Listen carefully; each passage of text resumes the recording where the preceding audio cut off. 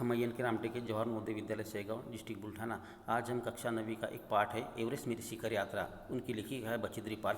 बचेंद्री पाल के बारे में थोड़ा सा उनका अल्प सा परिचय है, जीवन परिचय। उस जीवन परिचय के बारे में जानकर देंगे। सही में उनका जो जन्म है 24 मई 1954 ईस्वी में ही, तो इसमें में उत्तरकाशी, उत्तरांचल कहेंगे, उत्तरकाशी कहेंगे, हाँ, उत्तर पहाड़ी भागों में उनका जन्म हो गया था। और इन्हें बचपन से ही विशेष तौर पर पहाड़ी भागों का जो वातावरण होता है, पहाड़ों पर चढ़ना उतरना है। लेकिन उनका जो बड़ा भाई था, बड़ा भाई विशेष तौर पर उनको ये पहाड़ों पर चढ़ना उतरने के लिए काफ़ी उकसा था। लेकिन उससे 6 साल छोटा भाई था, वो पहाड़ों पर चढ़ने के लिए काफ़ी मात्रा में उसको उकसाता था, उनको तैयार करता था। लेकिन बड़े भाई की जो विचारधारा है, महिला इतनी छोटी होती है कि इतनी कमजोर होती है, इतनी नाजुक होती है कि वो भी पहाड़ों पर चढ़ सकती, ऐसे भाव उनके मन में आए थे। 10वीं तक तो उन्होंने अपने उत्तरकाशी में ही शिक्षा हासिल की। लेकिन उनका दो तरह से, एक पहाड़ी भागों में भी बरसात के दिनों में, ठंडी के दिनों में तलहटी के भाग पर आना है, और धूपकाले के दिनों में पहाड़ों भागों पर जाकर रहना है। तीनों में से 10वीं में 4-5 मील का जो अंदर था, वो पहाड़ों को काट कर उनको आगे की शिक्षा लिए जाना पड़ता था।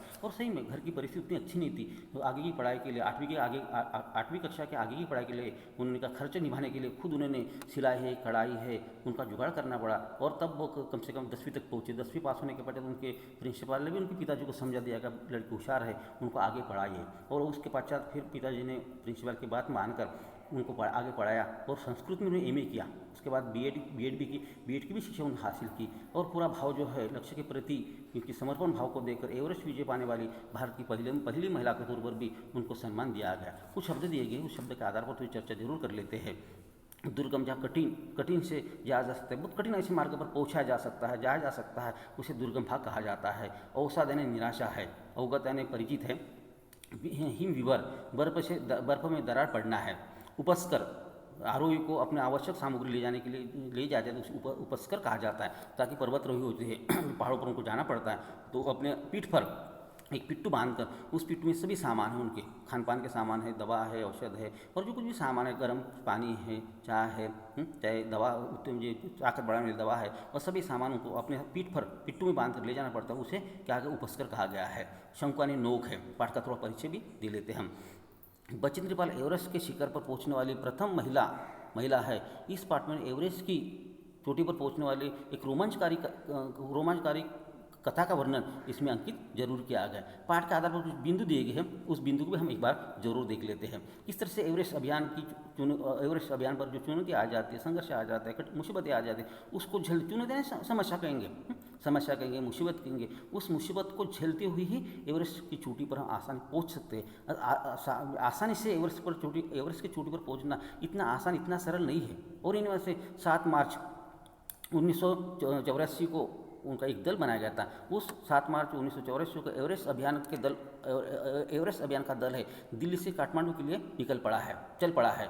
लेखिका ने नमचे बाजार पहुंचकर एवरेस्ट को निहारा देखा है। किस तरह से उन्होंने पहले ही दिल्ली से काठमांडू पहुंच गए। काठमांडू का तो हमारे जो पड़ोसी देश है, जैसे नेपाल का है, नेपाल की राजधानी काठमांडू है, काठमांडू में वो पहुंच गए हैं। और पहुंचने के बाद नमचे बाजार से उन्होंने एवरेस्ट को जो चोटियाँ होती है उनको निहारा है यानी देखा है। उन्होंने एवरेस्ट पर एक बड़ा सा फूल देखा।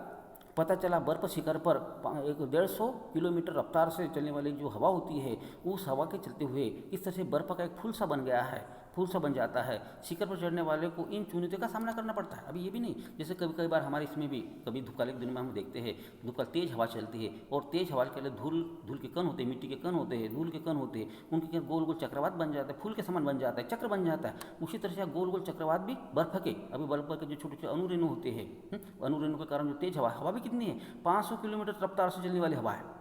150 किलोमीटर रफ्तार से चलने वाली हवा होती है। उस हवा गोल गोल जो हवा घूमती है, तो उस गोल गोल हवा में कितनी ताकत होती है। बड़े बड़े पेड़ तो जड़ से उखड़ जाते हैं, घर के छत उड़ जाते हैं, बड़े बड़े टावर है, इलेक्ट्रिक पोल होते हैं, वो भी गिर जाते। इतनी हवा में ताकत, ये भी हवा किससे, 150 किलोमीटर रफ्तार से बहने वाली हवा है। उस हवा में अगर ये पर्वतारोही दल अगर शामिल आ जाता है, पर्वत पर हवा चलती है, और हवा भी ऐसी नहीं है, शरीर को तीखे नोक के समान गड़ने वाले, शरीर को चुभाने वाले ऐसे बर्फ के छोटे छोटे कण होते हैं, वो काफ़ी मात्रा में तकलीफ देते हैं, दुख देते हैं, शरीर को भी चोटें आ जाती है।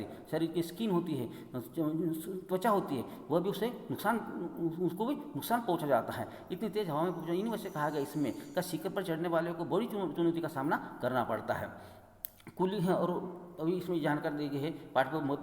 अभी इसी तरह जैसे ही परिवर्तन भी आगे बढ़ जाता है तो कुली है, रसोईया है, उनकी भी किस तरह से मौत हो गई है उसी का जिक्र इसमें किया गया है, ताकि जो और ये ठीक भी अगर पर्वतारोही होते हैं, पहाड़ होता है, पहाड़ तो कैसे पहले ही पहाड़ी भागों में आबादी बहुत कम होती है और ये एवरेस्ट पर्वत होता है। कई बार हम देखते हैं ना, अगर हम ज़्यादा हम तलहटी के भाग बराबर कुल्लू है, मनाली है, शिमला है, श्रीनगर है, ये क्या हिमालय नहीं है, ये हिमालय के तलहटी के भाग है।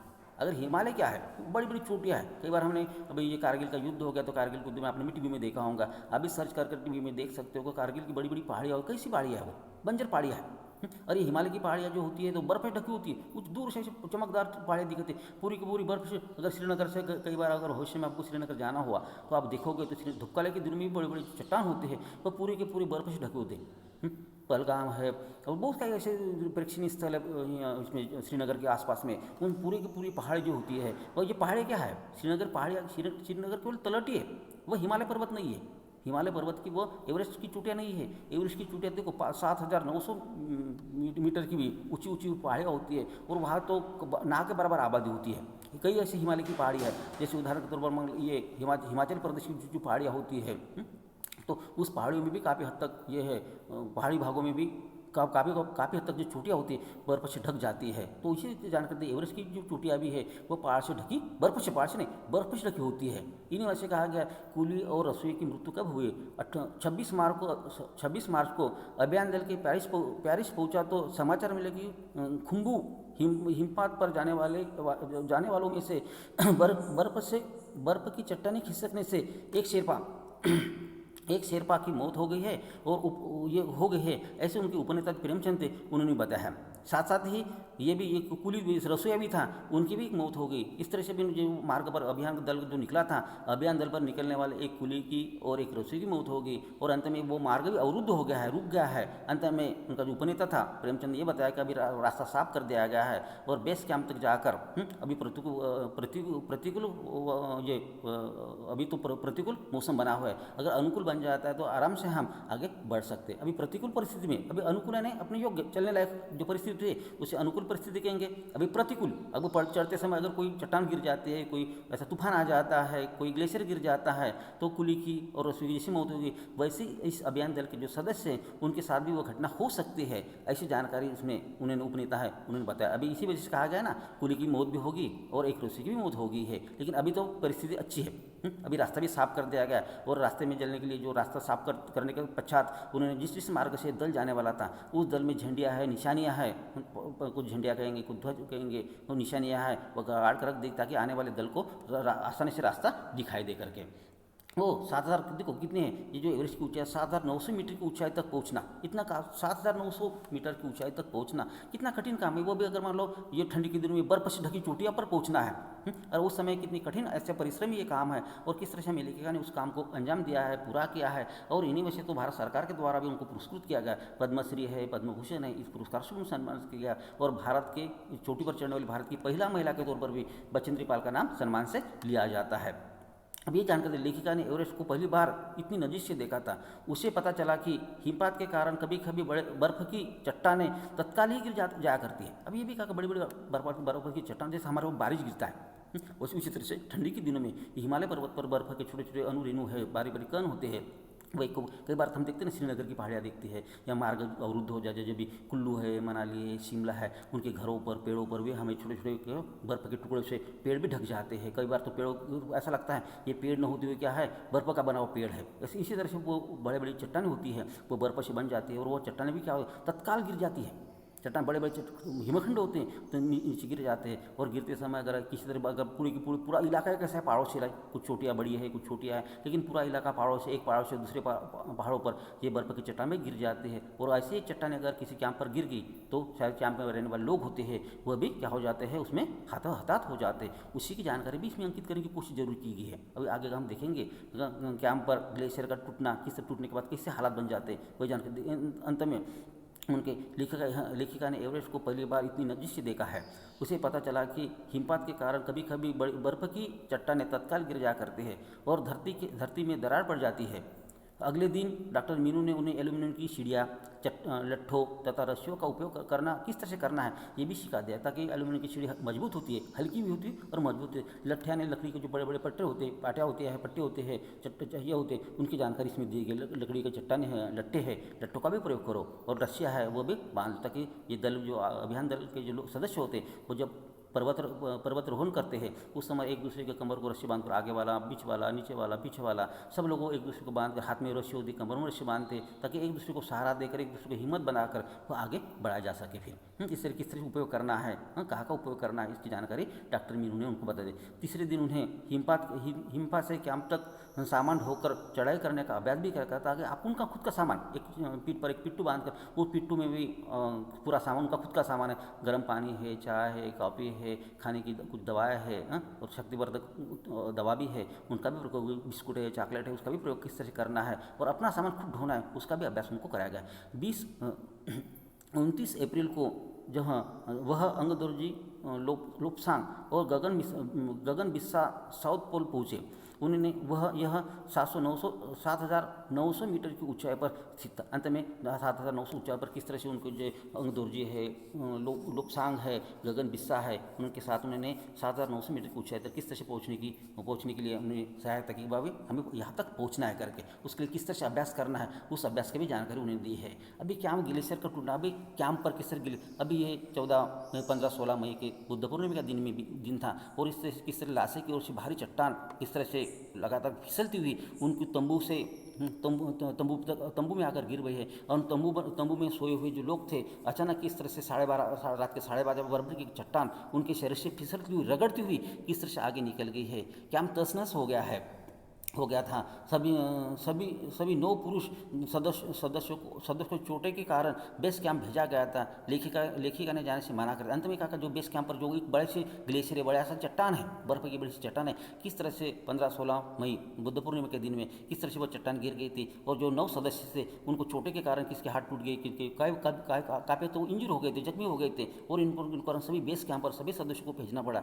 लेखिका को पूछा गया था कि आप भी बेस कैंप जाओगे क्या, लेकिन लेखिका ने पूरे से मना किया कि मैं बेस कैंप नहीं जाऊँगा, मैं मुझे उतनी चोटी नहीं लगी है, और मैं एवरेस्ट सर करना चाहती हूँ, एवरेस्ट पर चढ़ना चाहती हूँ। इस तरह से निडरता का परिचय भी लेखिका ने उस समय दे दिया। अगर इतना बड़ा ग्लेशियर करने के बाद पूरे कैंप तहस-नहस हो गए हैं, और एक चुनौती थी, लेकिन उस चुनौती को स्वीकार किया लेखिका ने, और स्वीकार करते हुए ये भी कहा कि मैं आगे बढ़ूंगी, मैं बेस कैंप नहीं, जमीन पर नीचे का जो कैंप होता है बेस कैंप कहा जाता है, बेस कैंप नहीं जाऊँगा। 9 पुरुष पूरी तरह से जख्मी हो गए थे, उनको चोटें आ गई थी, इतनी बड़ी चट्टान उनके ऊपर से फिसलती हुई, दोनों जो तंबू थे वो तहस-नहस हो गए थे, लेकिन फिर भी बचेंद्री पाल जी है वो आगे बढ़ने के लिए तैयार होगी।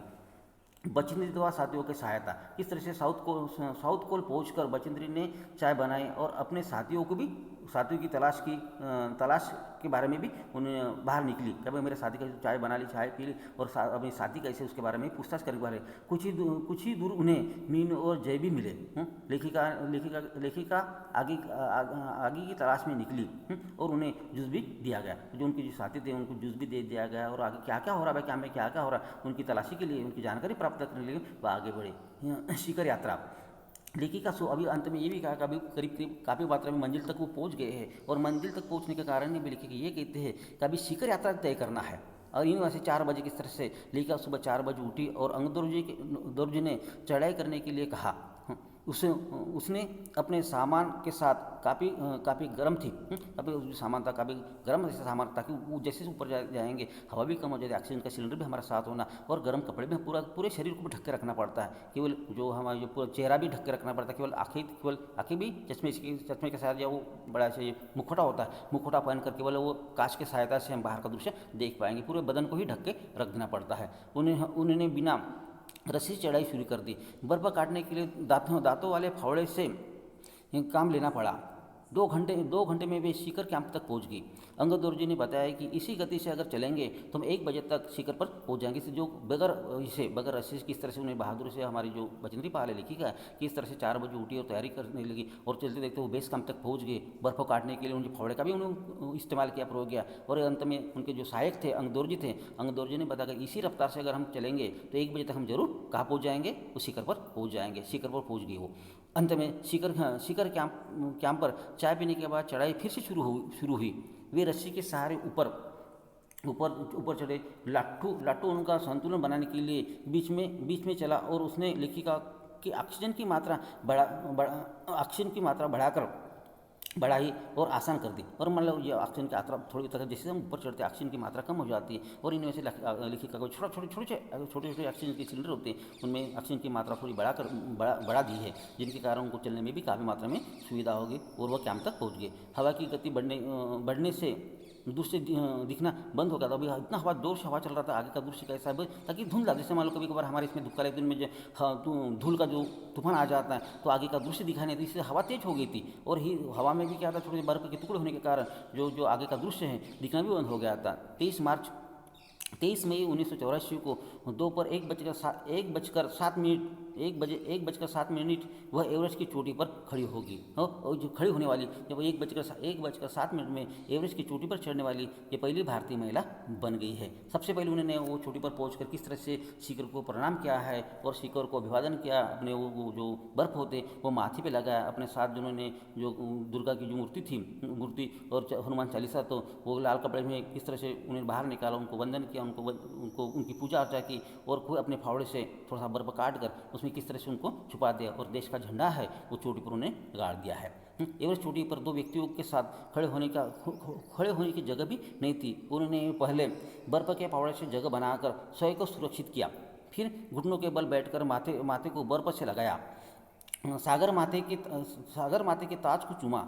लेखा ने अंगदौर जी के प्रति आभार प्रकट किया। अंत में उनके जो सहायक थे अंगदौर जी थे, उनको भी आभार प्रकट किया, अगर आप मेरे साथ नहीं होते तो शायद मैं इस चोटी पर एवरेस्ट की शिखर पर नहीं चढ़ पाती। अंगदौर जी ने भी काफ़ी मात्रा में उनको मदद की है और इस तरह से वो किस तरह आगे बढ़ी है। अगर कर्नल खुल्लर ने भी बधाई देते हुए कहा, मैं तुम्हारे माता पिता को बधाई देना चाहूँगा, देश को तुम पर गर्व है। अंत में जैसे ये तो अंगदौर जी तो उनके साथ थे, लेकिन जो बेस कैंप पर जो कर्नल खुल्लर थे उन्हें वाका टाकी के साथ संपर्क किया और कहा कि भाई हम तो पहुँच गए हैं। और अंत में कर्नल खुल्लर ये कहते हैं कि मैं आपके माता पिता को ये बधाई देना चाहूँगा कि आपकी बेटी आज एवरेस्ट पर पहुँच गई है, देश को तुम पर गर्व है। इस तरह से इस पाठ की जानकारी दी गई है। और पाठ के आधार पर जो गृह कार्य के जो प्रश्न है, एक बार उस प्रश्न को भी हम जरूर देख लेते। साउथ कोल कैंप पर पहुंचकर लेखिका ने अगले दिन की चढ़ाई की तैयारी कैसी की। दूसरा प्रश्न दिया गया है, चढ़ाई के समय एवरेस्ट की चोटी की स्थिति कैसी थी। लेखिका के साथ हुए हादसे का वर्णन अपने शब्दों में करें। तेंजिंग ने लेखिका की तारीफ में क्या कहा। आखिरी प्रश्न है, सम्मिलित अभियान में सहयोग एवं सहायता की भावना का परिचय लेखिका के किस कार्य से दिखाई देता है। अभी कल हम उसको पीपीटी को आपके चारों ग्रुप पर डाल दूंगा, साथ साथ कल हम इस पाठ पर भी गूगल मीट के द्वारा भी चर्चा जरूर करेंगे। धन्यवाद।